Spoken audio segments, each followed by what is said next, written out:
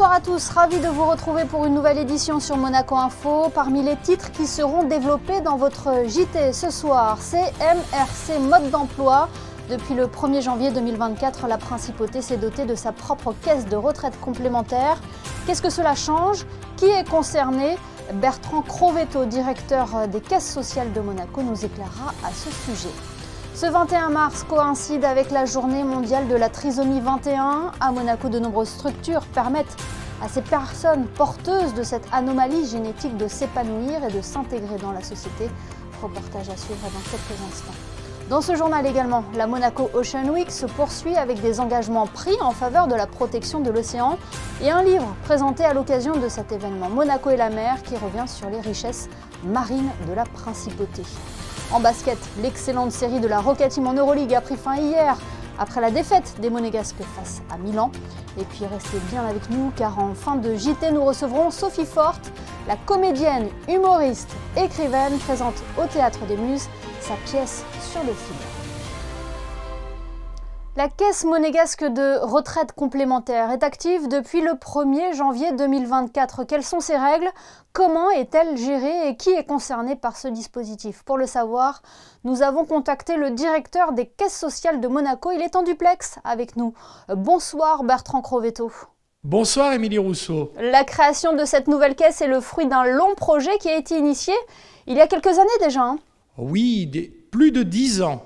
Depuis 2013, les partenaires sociaux ont souhaité que le régime de retraite complémentaire soit rapatrié en Principauté. Mais cependant, il s'agit d'un projet de longue haleine, puisqu'il fallait voir si le nouveau régime, au-delà de cette volonté, était viable et solide à terme. Et ça a donc nécessité un grand nombre d'années d'études qui ont fini par conclure à la viabilité, à la solidité de ce régime. Et donc le gouvernement monégasque a manifesté sa volonté de quitter le régime archo-agirc pour pouvoir créer une nouvelle caisse en Principauté. Qu'est-ce que cela change concrètement pour les salariés et les retraités ? Alors, concrètement, pour les salariés, depuis le 1er janvier 2024, ils sont donc affiliés à la CMRC, qui est le nom de la nouvelle caisse, la Caisse monégasque de retraite complémentaire. Et en ce qui concerne les retraités, ils restent concrètement affiliés au régime Agirc-Arco. C'est-à-dire que c'est l'Agirc-Arco qui continue à leur verser leur pension. Mais Monaco ne les a pas oubliés puisqu'il y aura une prestation de bonification qui leur sera versée en fin d'année, chaque année, si la valeur du point archo-agirc est inférieure à la valeur du point CMRC, ce qui, dès 2024, est le cas puisque la valeur du point CMRC est supérieure de 5,7% à la valeur du point archo-agirc. Actuellement, combien de personnes sont concernées? Alors, il y a évidemment plusieurs catégories de personnes qui sont concernées. Vous avez d'abord 7400 employeurs qui avant faisaient leur déclaration auprès de l'AMRR, l'AMRR étant l'antenne monégasque de l'archo-agirc. Et ensuite, nous avons 34 000 retraités actuels, donc qui resteront, comme je vous l'ai dit à l'instant, auprès du régime archo-agirc. Il y a les 56 000 actifs qui désormais cotiseront à la CMRC. Et puis, et ça a été un travail énorme, et je voudrais en profiter pour remercier les services des caisses de ce travail colossal, il y a les 200 000 salariés qui se sont succédés en Principauté de Monaco depuis que le régime complémentaire a été instauré en Principauté dans les années 60, et qui n'ont pas encore liquidé leur pension. Et ces 200 000 personnes qui ont peut-être quitté Monaco depuis longtemps, eh bien, ils viendront auprès de la CMRC pour liquider leur point retraite. Voilà, donc en tout, si on rajoute tout, ça fait 300 000, environ 300 000 individus concernés. Une question peut-être que tous les téléspectateurs se posent aujourd'hui.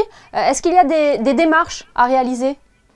Alors, il n'y a pour les retraités aucune démarche. Pour les salariés, aucune démarche. Tout cela est géré au niveau des employeurs. Maintenant, évidemment, il y a des démarches à faire pour les personnes qui veulent liquider leur pension. Et les personnes qui veulent liquider leur pension ne vont plus auprès de l'AMRR, mais viennent désormais, pour liquider leur pension, ils viennent dans les services des caisses. Et donc, c'est donc auprès de la CAR et de la CMRC qu'ils vont donc déposer leur demande de pension. Et bien évidemment, toutes les personnes concernées par cela peuvent se rendre soit à la caisse sociale de Monaco ou sur le site officiel. Exactement, c'est ce que j'allais rebondir sur votre question en disant nous avons également un site. Alors il y a le site institutionnel des caisses sociales de Monaco, mais nous avons depuis quelques mois développé un site dédié à la retraite complémentaire qui s'appelle inforetraite.mc, et là il y a des FAQ et toutes sortes de renseignements pour que ce soit le plus clair possible pour les salariés, les futurs retraités, toutes les personnes qui sont en fait concernées par ce splendide projet pour Monaco. Bien, merci beaucoup Bertrand Crovetto de nous avoir éclairé au sujet de cette caisse monégasque de retraite complémentaire sur notre antenne. On a bien noté toutes les informations à retenir concernant cela. Merci beaucoup. Mais c'est moi qui vous remercie infiniment.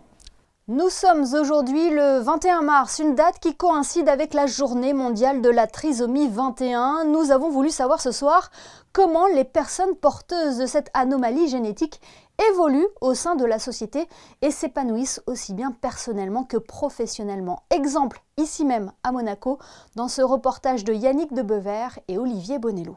Oui, absolument. 8h30 au centre d'activité Princesse Stéphanie. Bonjour Sandra, moi c'est Yannick. Une trentaine de travailleurs se réunissent en salle de vie autour d'un café. Et parmi eux, Sandra, porteuse de trisomie 21. Du haut de ses 50 ans, elle fait partie des plus anciens éléments de la MAPI, l'association monégasque pour l'aide et la protection de l'enfance inadaptée. Tous ces éducateurs sont très gentils aussi, tous. Même si Ingrid, aussi. Tous. Même la chef, elle est gentille. Eh oui, chef de service, mais oui. Plusieurs métiers sont proposés par la MAPI, encadrés par des éducateurs spécialisés. Les bénéficiaires sont des salariés qui répondent à des commandes de clients extérieurs. Sandra, elle, est spécialisée dans l'échenillage, un métier qui demande beaucoup de précision et de rigueur. Moi, je suis championne du monde de l'échenillage ici. Ce qu'on remarque par rapport aux personnes qui sont porteuses de trisomie 21 ici à la MAPI à Monaco, c'est déjà qu'elles sont très concentrées sur leur travail. Elles adorent ce qu'elles font, elles sont capables de nous dire ce qu'elles aiment faire, ce qu'elles n'aiment pas faire. Elles ont aussi une capacité à s'isoler un peu de tous les événements un peu indésirables qui pourraient venir les perturber. Donc en ça, ce sont des personnes vraiment très intéressantes sur l'efficacité au travail et aussi la diversification parce qu'elles sont capables de faire énormément de choses. En plus des activités professionnelles, les bénéficiaires de la MAPI participent à des activités sportives et artistiques. Moi, la danse, j'aime bien la danse aussi.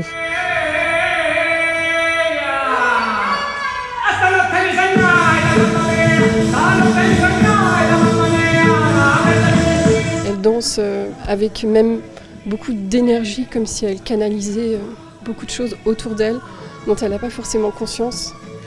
Et ça se manifeste. Et elle communique sa chaleur humaine, en fait, son rayonnement. La trisomie 21 représente moins de 5% des cas de handicap à Monaco. Sandra, comme toutes les personnes atteintes de handicap en principauté, bénéficie dès la naissance d'un programme d'accompagnement personnalisé. Une aide précieuse et indispensable pour les familles. Ça a beaucoup évolué ces dernières années. Ça a commencé avec un texte, une ordonnance souveraine en 1991 qui a permis de réglementer la reconnaissance du handicap. Mais ce qui est vraiment l'avancée majeure, c'est la loi de 2014 qui a permis aussi de faire des plans d'aide à la compensation et surtout de les financer. Parce que sans financement, vous n'arrivez à rien. Et voilà. Et on a cette grande chance d'être vraiment au plus près des besoins. Que ce soit l'accompagnement médical, que ce soit l'accompagnement éducatif, que ce soit l'accompagnement à domicile aussi, pour ceux qui le nécessitent. Le développement de ces aides ne cesse de croître, en témoigne le plan national Handipact lancé par le gouvernement princier en décembre dernier. Le Handipact, c'est vraiment l'objectif, faire de Monaco une terre d'excellence en matière d'inclusion des handicaps. La journée mondiale de la trisomie 21 a une vertu principale, c'est de faire parler de la trisomie 21 et de faire parler du handicap. On a peur de ce qu'on ne connaît pas, faire connaître, expliquer qu'on peut vivre ensemble, qu'on peut intégrer, ça participe à faire en sorte que les personnes atteintes de handicap soient mieux intégrées dans la société et qu'elles prennent toute leur place, qu'elles soient incluses dans la société. Et c'est tout l'enjeu du Handipact. Les progrès médicaux et sociaux ont permis de faire passer l'espérance de vie des personnes atteintes de trisomie 21 de 25 ans en 1983 à 60 ans aujourd'hui. Une évolution qui nécessite dans un avenir proche une nouvelle adaptation des sociétés et des établissements d'accueil pour que, comme Sandra, tous les porteurs de trisomie 21 puissent continuer de danser et transmettre leur gaieté le plus longtemps possible. Marc Lecourt reconduit pour un nouveau mandat. Les membres de l'association des consuls honoraires de la Principauté de Monaco l'ont réélu président de l'ACHM hier. Cette actualité est l'occasion d'évoquer notamment les futures actions de l'association. Marc Lecourt est au micro de Christine Datomel.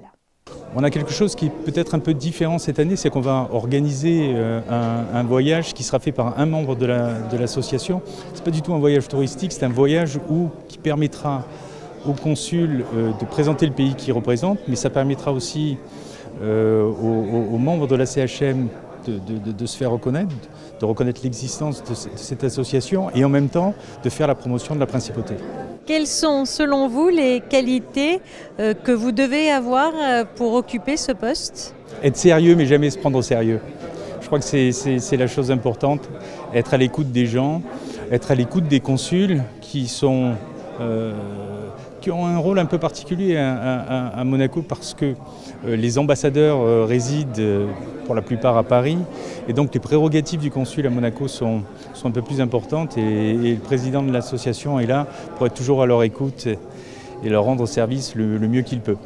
La Monaco Ocean Week se poursuit en principauté, une semaine de rencontres et de débats autour de la préservation de l'océan, qui est également synonyme d'engagement. En début de semaine, par exemple, il a été officialisé l'organisation de la Blue Economy and Finance Forum à Monaco dans le cadre de la conférence des Nations Unies pour l'océan à Nice en 2025.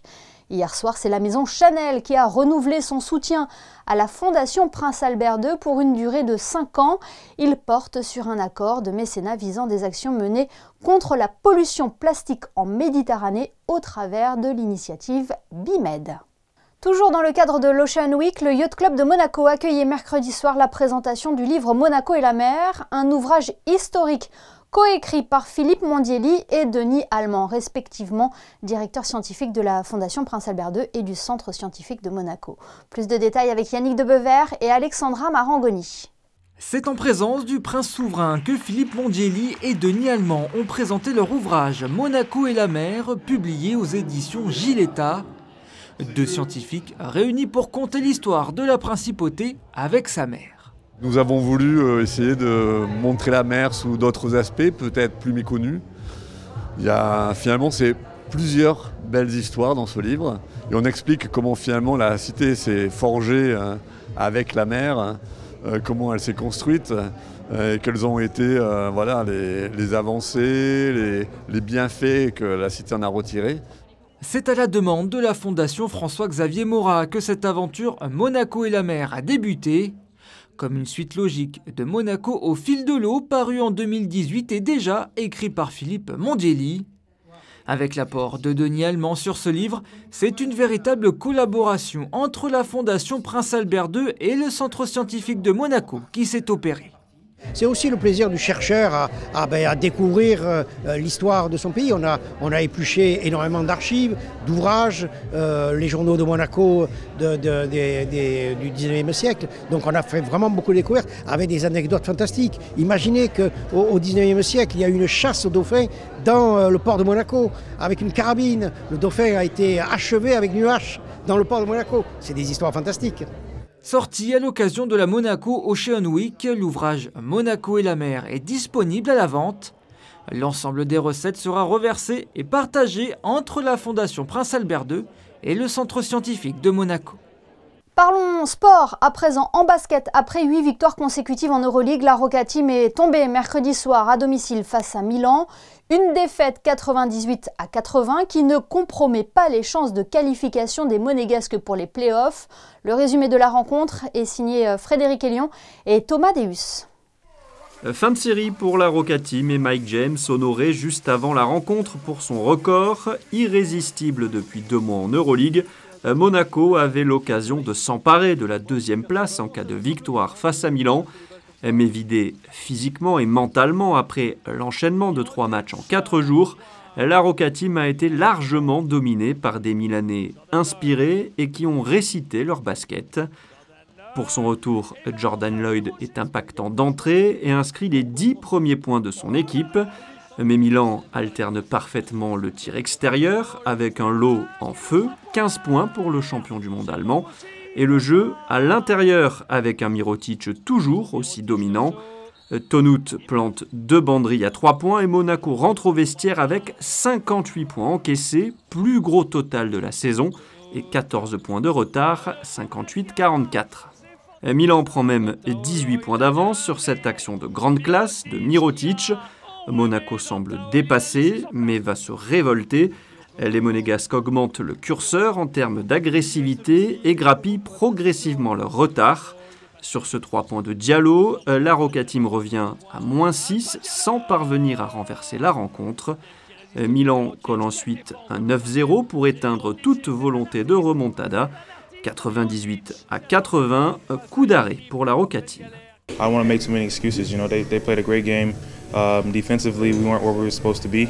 We were a little lack of energy and things like that, and miscommunication. So, yeah, you know, we don't, like Coach said, we don't want to weigh too much on it. We have another one Friday, and we've got to try to look ahead. I mean, of course, the goal is to be home court.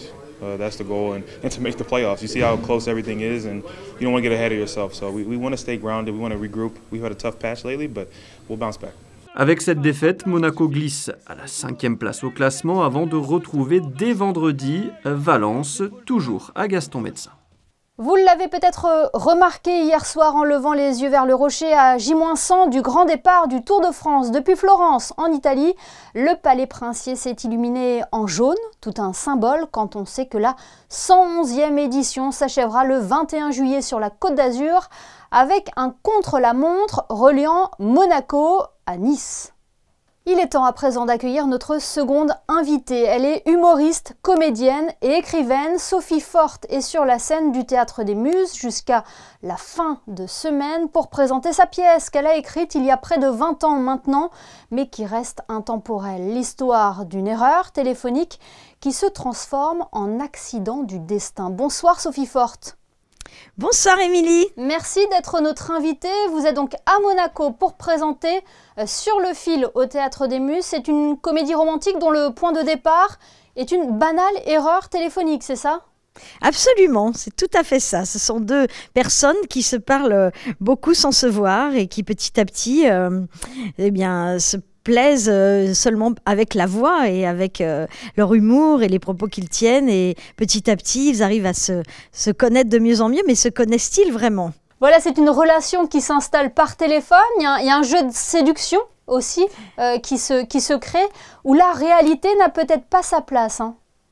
Non, au début, la réalité n'a pas sa place. Ce sont plutôt 2 solitudes qui se rencontrent, en fait, avec des gens qui n'osent pas être vraiment qui ils sont. Donc, il va se passer tout un tas de choses qui font que la réalité de leur personnalité ne se perce pas à jour tout de suite. La mise en scène est aussi particulière, mise en scène signée Anne Bourgeois. Finalement, elle dévoile une conversation aveugle, hein. Oui, c'est ça, c'est une conversation aveugle. Ce sont 2 personnes qui ont tous les 2 des failles et qui tentent de les cacher. Mais c'est une pièce qui ne sombre jamais dans les clichés. Je sais pas, c'est difficile d'échapper aux clichés en fait. Tout a été plus ou moins dit ou fait, et puis il y a toujours des grandes lignes. Surtout quand on fait une comédie romantique, en fait on parle d'amour. Quoi qu'il en soit, on parle surtout du rapprochement et de comment s'apprivoiser, et surtout apprivoiser nos problèmes, nos propres souffrances, nos propres douleurs. C'est ça le message de la pièce, une pièce intemporelle, elle a presque 20 ans. Oui, alors c'est une pièce que j'ai écrite il y a 20 ans, effectivement, qui s'est jouée d'ailleurs pendant 5 ans. Et en fait, elle a évolué avec nous puisque nous avons vieilli. Donc j'ai dû la réécrire pour nos âges. Et puis finalement, en la réécrivant, j'ai trouvé d'autres choses qui m'ont intéressée. C'est-à-dire que le personnage féminin a beaucoup évolué. Voilà, il n'est plus aussi naïf qu'au début. Est-ce que cette pièce porte aussi un regard sur nos nouvelles manières de communiquer, dont une relation s'installe ? Oui, alors effectivement là il s'agit du téléphone, on n'est pas sur internet et puis c'est pas une relation qui est voulue au départ, qui est recherchée, mais oui bien sûr, parce que comme on le disait tout à l'heure avec Antea, on en parlait, on disait que les relations aujourd'hui étaient facilitées par tous les réseaux sociaux et par tous les moyens nouveaux de communication. Elles sont facilitées mais aussi quelque part elles sont moins faciles qu'avant, elles sont peut-être, je sais pas, c'est aussi quelque chose qui nous bloque. On ne se rencontre pas comme on se rencontrait avant aujourd'hui. Je vois bien les jeunes gens, même s'ils ont des copains, tout ça, ils cherchent sur les réseaux. Et puis c'est toujours un peu virtuel, bien évidemment. Vous l'avez précisé, vous êtes l'auteur, Sophie Forte, de Sur le fil. Qu'est-ce qui vous a motivé à passer à l'écriture ? Ah, mais moi j'ai toujours écrit. Alors en fait, j'écris depuis que je suis toute petite, hein, depuis que je sais tenir un stylo. J'étais une enfant unique et je m'ennuyais beaucoup. Alors j'écrivais énormément et puis j'écrivais déjà des petites scènes, des petites pièces que je faisais jouer à des copains. J'écrivais des nouvelles, des chansons, tout ça. Et en fait, l'écriture a toujours fait partie de ma vie. Alors j'ai eu une période où j'ai fait des études qui étaient très différentes d'architecture, mais l'écriture était toujours là. Et petit à petit, je me suis dit qu'en fait, je ne pouvais pas vivre sans exploiter ça. Et donc, je suis venue à Paris et j'ai toujours écrit. Alors, au début, j'ai écrit des sketchs. J'ai été connue pour mes sketchs, pour mes chansons. J'ai travaillé à la radio, à la télé avec les sketchs. Et puis, petit à petit, il n'y avait qu'un pas, en fait, pour aller jusqu'à l'écriture de pièces. Et maintenant, de livres aussi. Donc, j'explore toutes sortes de domaines dans l'écriture, mais la motivation est toujours la même, c'est de faire vivre des sensations aux gens, de leur raconter des histoires, de les bouleverser, de les toucher et de les faire rire aussi, bien sûr, de dédramatiser les choses aussi. Et de revenir à Monaco, au Théâtre des Muses, un lieu que vous affectionnez particulièrement. Ah oui, c'est la 5e pièce que je viens jouer ici. À chaque fois, alors d'abord, j'adore ce lieu, j'adore l'accueil d'Antea, j'adore ce lieu parce qu'on a une proximité avec le public qui est formidable. C'est très très beau ici en plus. Et puis, il y a un accueil formidable. Le public est toujours là pour moi. Et d'ailleurs, on va faire une supplémentaire samedi. Et on joue jusqu'au 24. On joue donc à partir de ce soir jusqu'au 24. Et je suis toujours très heureuse de venir ici. C'est comme des vacances en fait, un peu. On est très heureux aussi de vous avoir sur notre antenne, sur Monaco Info. Sur le fil donc, jusqu'au 24, avec Sophie Forte et Philippe Sivy sur scène. Et Philippe Sivy, oui, mise en scène de Anne Bourgeois. Tout est noté. Merci beaucoup Sophie Forte. Merci Émilie. Un petit détour par l'Italie avant de découvrir les prévisions météo. Une nouvelle exposition est à découvrir au château des Doria à Dolceacqua, si vous êtes dans le coin. Un destin aux sources de la tragédie présente des sculptures, des peintures, des photos d'artistes de différents horizons réunis par l'Association internationale des arts plastiques de Monaco auprès de l'UNESCO. Cette exposition qui entre dans le cadre du jumelage de la commune de Dolceacqua avec la principauté est à découvrir jusqu'au 2 avril prochain. Rejoignons Frédéric et Lyon pour vos prévisions météo. Bonsoir Frédéric, quelle est la tendance pour la journée de vendredi ? Encore une belle journée printanière, Émilie, avec du soleil. Le ciel sera bien dégagé le matin, puis un peu plus voilé l'après-midi. Les températures seront comprises entre 11 et 19 degrés avec une température ressentie de 23 l'après-midi. Vendredi 22 mars, n'oubliez pas de souhaiter une bonne fête à toutes les Léas. Une pensée donc à toutes les Léas. Ce journal est à présent terminé. On se quitte avec les photos de Stéphane Dana qui mettent en valeur ce soir un joueur qui est devenu dernièrement le meilleur marqueur de l'histoire de l'Euroleague et qui a été honoré hier soir à Gaston Médecin. Je veux parler bien sûr de Mike James. Demain, retrouvez Yannick Debevert pour votre JT. Passez une excellente fin de semaine sur Monaco Info.